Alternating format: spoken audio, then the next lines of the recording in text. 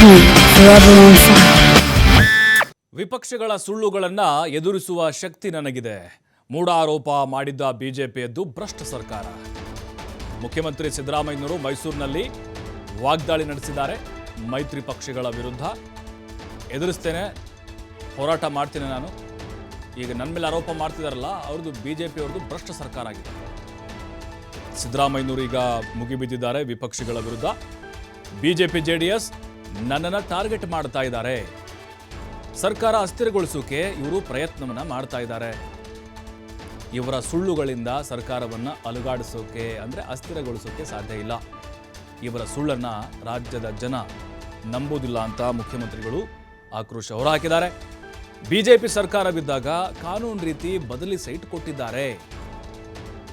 ನಾನೇನಾದರೂ ಹಾಗೆ ಸೈಟ್ ಪಡಿಬೇಕು ಅಂತ ಉದ್ದೇಶ ಇದ್ದಿದ್ರೆ ನಾನು ಸಿ ಎಂ ಆಗಿದ್ನಂತ, ನನ್ನ ಕೈಲಿ ಪವರ್ ಇತ್ತು, ನಾನೇ ಪಡೆದುಕೊಳ್ತಾ ಇದ್ದೆ ಸೈಟ್ಗಳನ್ನು, ಎಷ್ಟು ಬೇಕಷ್ಟು. ನಾನು ಆ ರೀತಿ ಮಾಡಿಲ್ಲ ಅಂತ ಸಿಎಂ ಸಿದ್ದರಾಮಯ್ಯ ಈಗ ಆಕ್ರೋಶ ಹೊರಹಾಕಿದ್ದಾರೆ.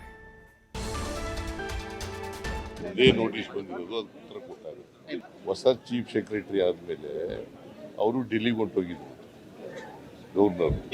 ಅವರು ಊರ್ನಿರ್ಲಿಲ್ಲ, ಅವ್ರು ಬಂದ ಮೇಲೆ ಭೇಟಿ ಮಾಡಿದ್ದಾರೆ. ನಮ್ಮೆಲ್ಲ ನಮ್ಮ ಕ್ಯಾಬಿನೆಟ್ ರಿಪ್ಲೈನಲ್ಲಿ, ನನ್ನ ರಿಪ್ಲೈನಲ್ಲಿ ಎಲ್ಲ ಹೇಳಿದ್ದೀವಿ. ಲೀಗಲ್ ಆಗಿರುವಾಗ ಕನ್ವಿನ್ಸ್ ಆಗಲೇಬೇಕಲ್ರಿ. ಎಲ್ಲ ಲೀಗಲ್ ಆಗಿರುವಾಗ ಕನ್ವಿನ್ಸ್ ಆಗ್ಬೇಕಲ್ಲಪ್ಪ. ಆಶಾಭಾವನೆ ಇಲ್ಲ, ಲೀಗಲ್ ಆಗಿ ಒಪ್ಕೋತಾರೆ ಅಂತ ನನಗೆ ನಂಬಿಕೆ ಇದೆ.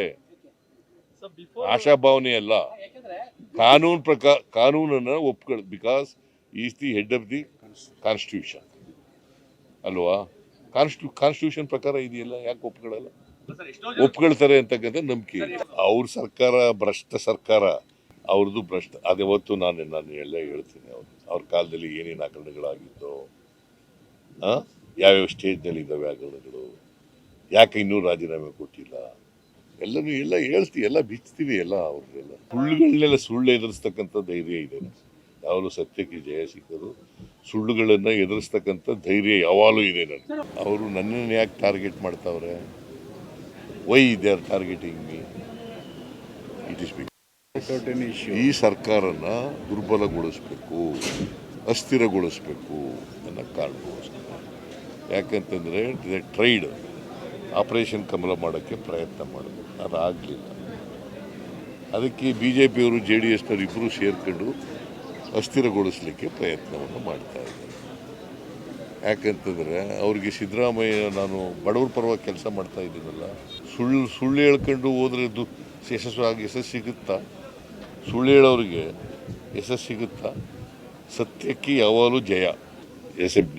ಹೇಳ್ಬಿಡ್ತೀನಿ, as a matter of fact, 2014 ನಾನು ಹೆಂಡತಿ ಅರ್ಜಿ ಕೊಟ್ಟು ನಾನು ಮೂಡೋದವ್ರಿಗೆ ಹೇಳಿದೆ, ನಾನು ಚೀಫ್ ಮಿನಿಸ್ಟರ್ ಆಗಿರೋವರೆಗೂ ಬದಲಿ ಸೈಟ್ ಕೊಡಕೂಡದು ಅಂತ ಹೇಳ್ಬಿಟ್ಟು ಅರ್ಬನ್ ಡೆವಲಪ್ಮೆಂಟ್ ಈ ಥರ ಅರ್ಜಿ ಕೊಟ್ಟಿದ್ದಾರೆ. ನಾನು ಹೇಳಿದೆ, ನಾನು ಚೀಫ್ ಮಿನಿಸ್ಟರ್ ಆಗೋವರೆಗೂ